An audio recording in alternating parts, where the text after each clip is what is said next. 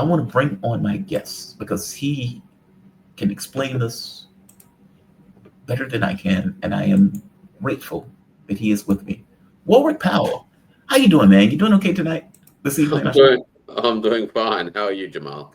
I am doing great. Better that you're with me. Warwick Powell. He's an adjunct professor at Queensland University, working at the intersection of China, digital technology, supply chains, financial flows, and global policy, economy, and governance. And I think we're seeing all of that today at the SCO. Um, I was showing the audience this picture of Modi and Vladimir Putin walking arm in arm to Xi Jinping, photo op. Obviously, they want that photo op to be seen. And eventually they get to Xi Jinping, in which case they sit there and they talk. Now, all of these guys are going to be having bilateral, trilateral meetings and coming up with new policy. I would make the case to say that this was a massive backfire on the side of the United States in regards to his policy and Donald Trump.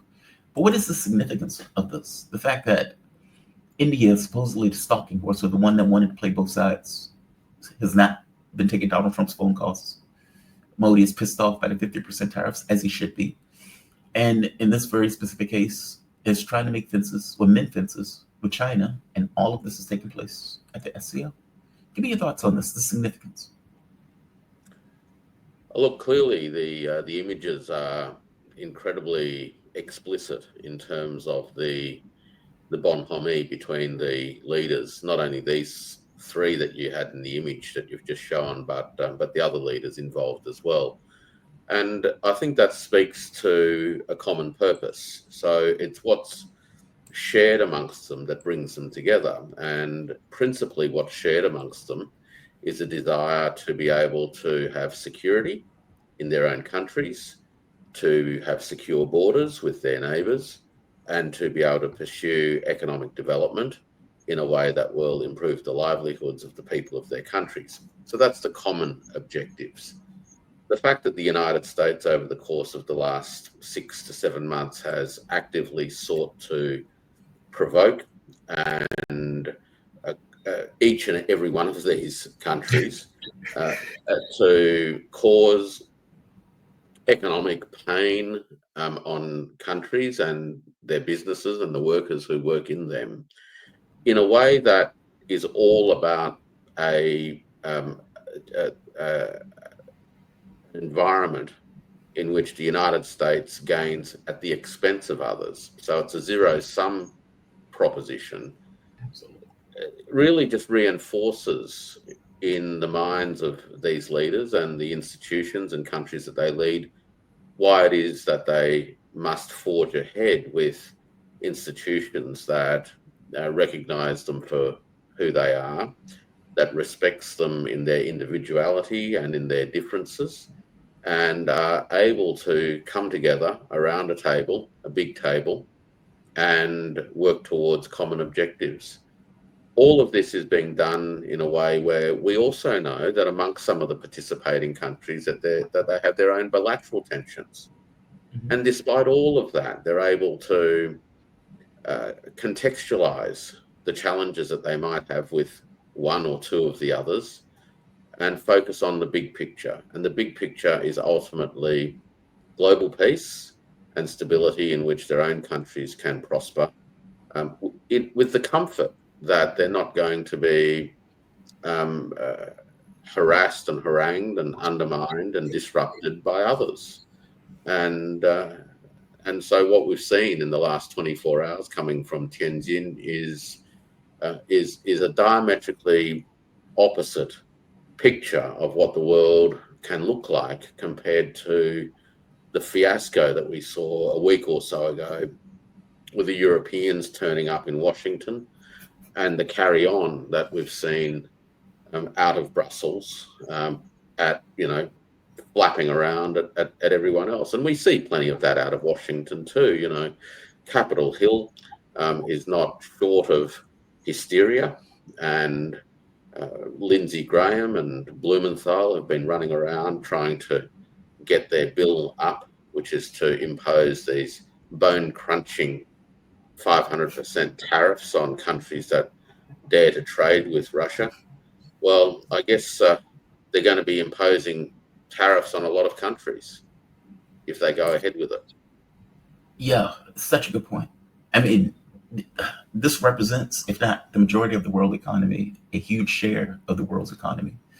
And I mean, just India and China alone represents a massive share of the world's economy. And so we'll see if they will be able to pull that off. I'm skeptical that they're going to be able to do that. But let's be clear, though, this is because the dollar has been used as a weapon. I mean, I want to get your take on that. That all of these countries have decided to effectively, we need to pull in our own self-interest. And the United States has been using and leveraging the dollar as a weapon to go after our economies. Yeah. I mean, when Donald Trump came in, he put sanctions on everybody, or tariffs, quote unquote, on everybody, just out the blue. And I would imagine that many countries look at that and says, okay, this has gone too far. Yeah, so there's a couple of things about the Shanghai Cooperation Organization. So this particular group, it was formed 25 years ago, and it was formed principally in the early days to facilitate better coordination amongst member states in relation to security, terrorism, and those sorts of issues. Mm-hmm. Over that period of time, this past quarter century, the depth of interactions and the size of the organization has grown to a point where the question of security now encompasses economic collaboration. And we have seen that in a number of really important areas.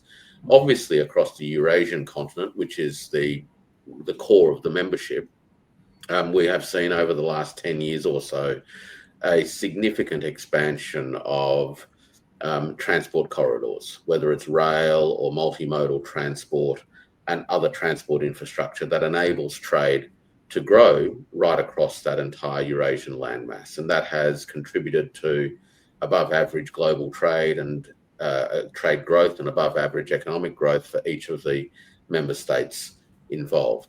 We've also seen in more recent years expansion of energy collaboration, and that has involved particularly Russian and Chinese capabilities contributing to the development of energy generating and distribution and storage infrastructure across the region as well.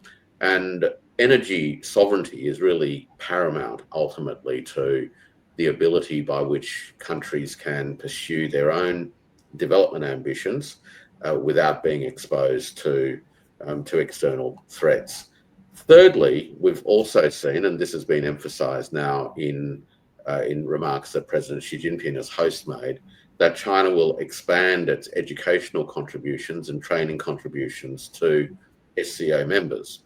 And that underpins the human capital development layer of economic development that SCO countries have embarked upon. And I think the last thing that's worth noting, and this was coming from remarks that President Putin made, is that increasingly the trade that is the growing trade that is being undertaken across the SCO membership is being settled in national currencies. So rather than using the US dollar as a third party numeraire to assist in the settlement of trades, trade is increasingly being settled in the currencies of the participating countries.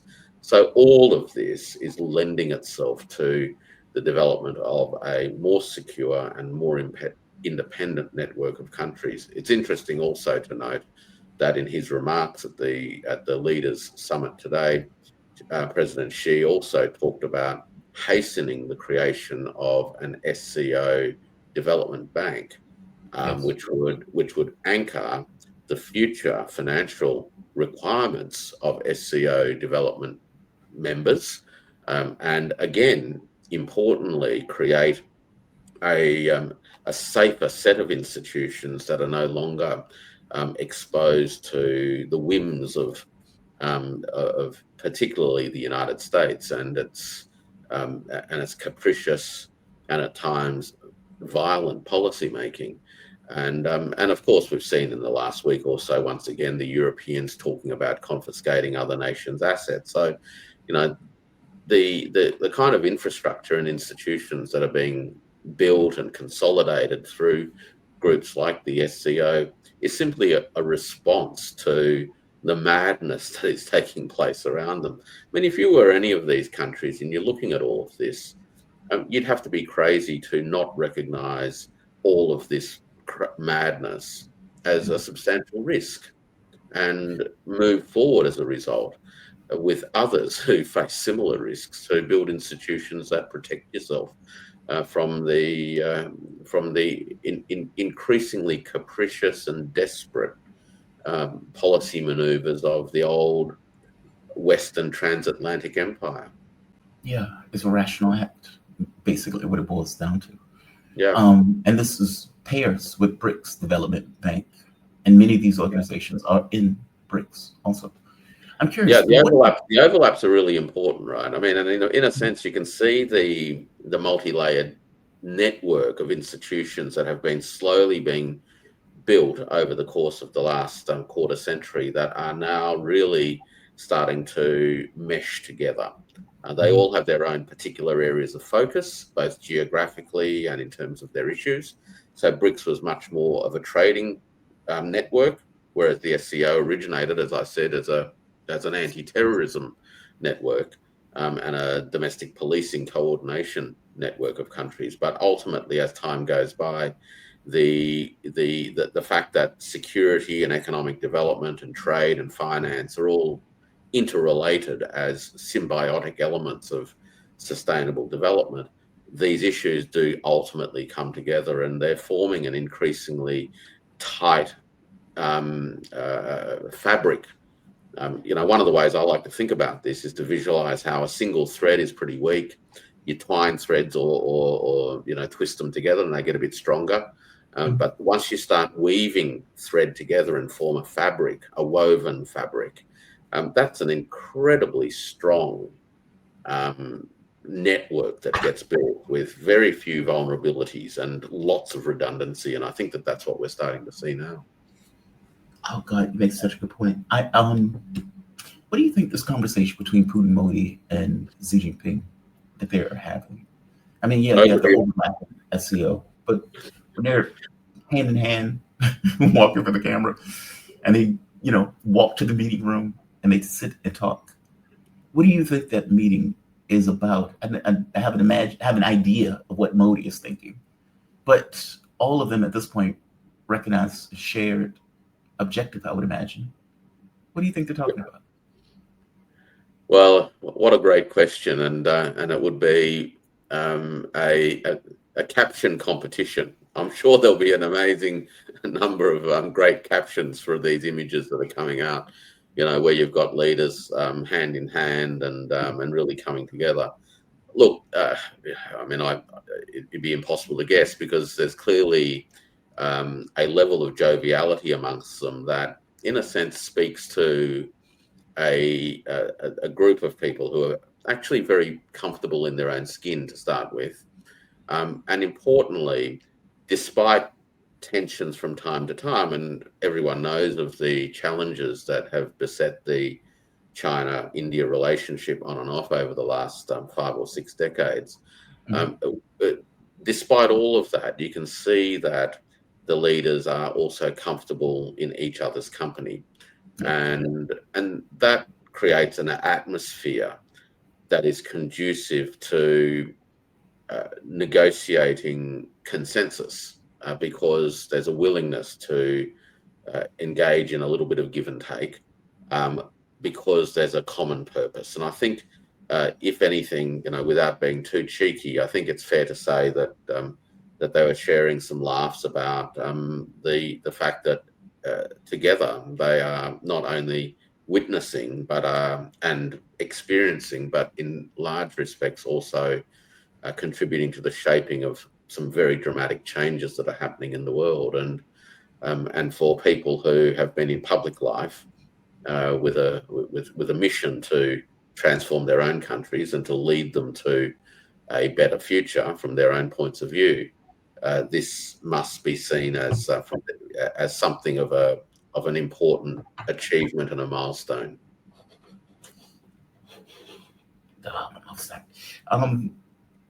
I want to get to one more question on this, something that you raised. This idea of the difference between, let's say, the Shanghai Cooperation and BRICS, even though many of these countries are overlapping. Security. Do you think the mission of the SCO is going to evolve around the issue of security, especially maybe not necessarily NATO, but one of the things they did talk about was deepening security ties and cooperation in one of the statements, or the statements that they made for the meeting. Is that this kind of recognition of, let's say, a hegemony and chaos, and the chaos that it's set fires to around the globe, that they need to protect their own? Come up. Let me be clear. For example, Iran being attacked is a big issue. That was one of the statements that was effectively made, saying it was outrageous that Iran was attacked in this way. They made issues of Gaza as one of their part of their statements. Is the SCO going to turn into something that's more protective in a security sense, where you have larger security operation, kind of like a NATO and the EU in the way that they work in tandem? I think that there's a couple of parts to this. One is that the SCO, just by the nature of the member states involved, is unlikely to evolve into something that resembles a NATO with specific adversaries as the defining other, right? So NATO came about because a group of states believed that they needed to defend themselves against another very big adversary, which was the Warsaw Pact and the Soviet Union. I don't think that the SCO will evolve in that kind of direction. I think that there'll be something a little bit different. And that difference will come from the fact that the SCO and other related organizations such as BRICS also understands that security necessarily comes with a very particular approach to the question of security, which is an approach that frames security as an indivisible proposition as opposed to a security against somebody. So importantly, it sees security as something that is achieved where one player's security comes because others are secure and vice versa. So you don't gain security at the expense of someone else.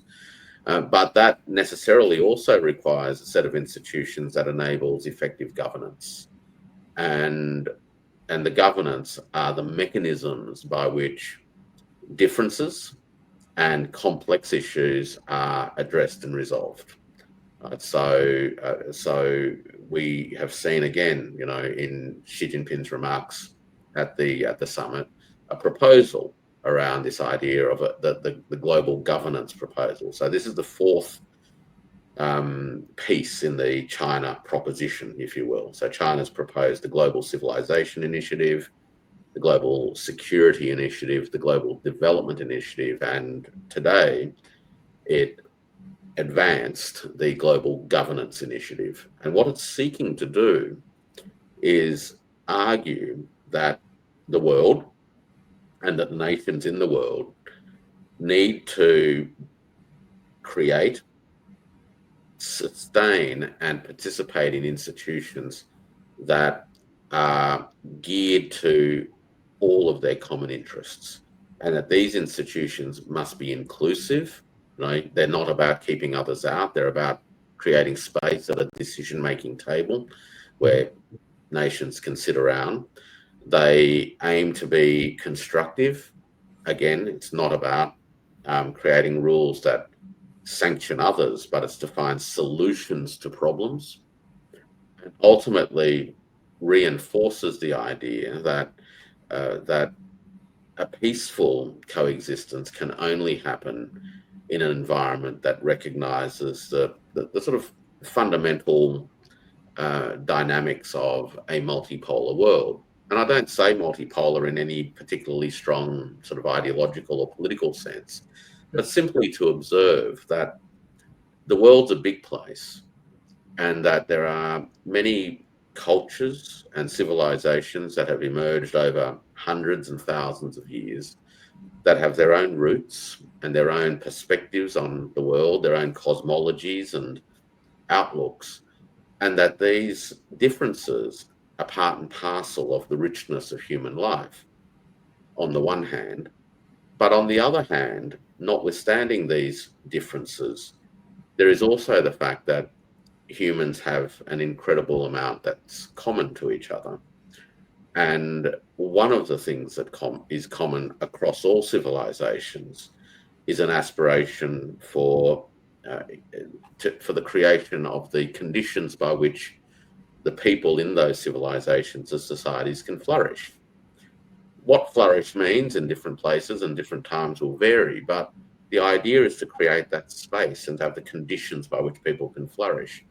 And to do that, we also have to have a way of relating to the earth, to the world at large, because we all live on this one planet, right? Right. So the things that people do in their own particular parts of the planet have implications for others. And so when you bring all of that perspective together, we have a very different outlook on what security necessarily means. Now, of course, we have to deal with practical transactional questions, which go straight to specific problems, such as what's happening in Gaza at the moment, for example, and the attacks on Iran. Now, not working towards finding solutions to those issues, but essentially backing one side over another to perpetuate the violence and the tensions is not helping anybody. If you think back only 3 years ago, China worked behind the scenes to bring Iran and Saudi Arabia back together again as two major civilizational forces within that region who've been at loggerheads for some years, and to bring them to a point where they have now normalized their diplomatic relationships. China worked to bring 14 at times squabbling factions of the Palestinian world together to form a concerted position in relation to the future of Palestinian governance. And these are the sorts of things that I think we need to start to see a lot more of, that solving problems doesn't happen by arming one side and insisting that somehow through that process you can bludgeon someone else into doing what you want. At times, of course, we know that violence takes place. The point, though, is to create the conditions where that's not your first move, where kinetic responses is actually what you seek to avoid. And you can do that by being more open to dialogue, by being more focused on finding the common ground, by recognizing that solving complex disputes actually does require some finesse, and it requires time, and it requires some give and take that actually acknowledges that the participants have legitimate concerns and issues, right? Just taking one side over another is never going to solve a problem long run. And that means that you can't just come in from the outside and impose something, right? What you have to do is work with the parties to, in a sense, percolate the solutions up from the bottom. Because only by doing that can the parties who are involved in the dispute ultimately become responsible for the solution and buy into the solution. Otherwise, what do you get? Well, you get talk of having to have so-called security guarantees and troops, in someone's backyard to keep an eye on people. That's not really an answer. Right? The answer is that the disputing parties need to percolate a solution that they can ultimately both buy into. And then you can transcend the conditions of the dispute in the first place. Warwick, that sounds beautiful. It's hard work. And it's very idealistic. Well, it's hard work too. And if the people are good faith actors, that sounds fine. In a situation where one side is not a good faith actor, and the issue with Iran is not about nukes. It's not. It's about the very existence of Iran. When Israel went after them, they went after them to make them a failed state. It wasn't, well, we have disagreements with Iran. It was, we want to eliminate them in order to create greater Israel. That's like having a conversation with Hitler and having this thing of, well, we can negotiate with Hitler and we can come to some kind of good terms. There were no good terms with Hitler. Meaning, I understand the Chinese perspective on this, where we can come to agreements, we can come to solutions. War is not the first instance. I agree with all of that. Everything you just said, I agree with. That is not necessarily the way everyone looks at the world. And when you're dealing with a hegemon, for example, the US, when the US is putting billions to overthrow the Syrian government, it's not because, well, we just have a disagreement with the side. It's we want a side, gone.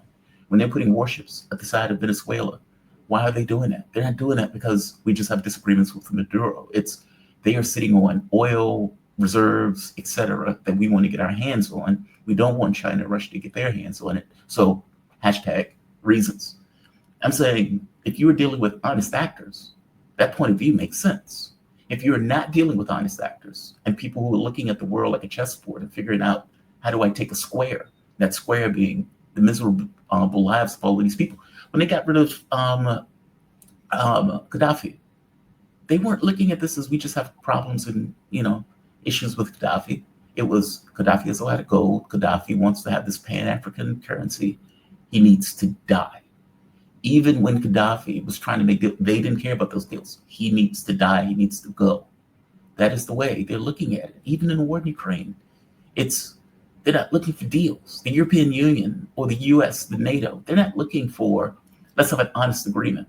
What they're looking for is we need to A, save face, and B, we need to show how dominance in Russia because we need to ensure that NATO doesn't necessarily look bad in the war that NATO lost.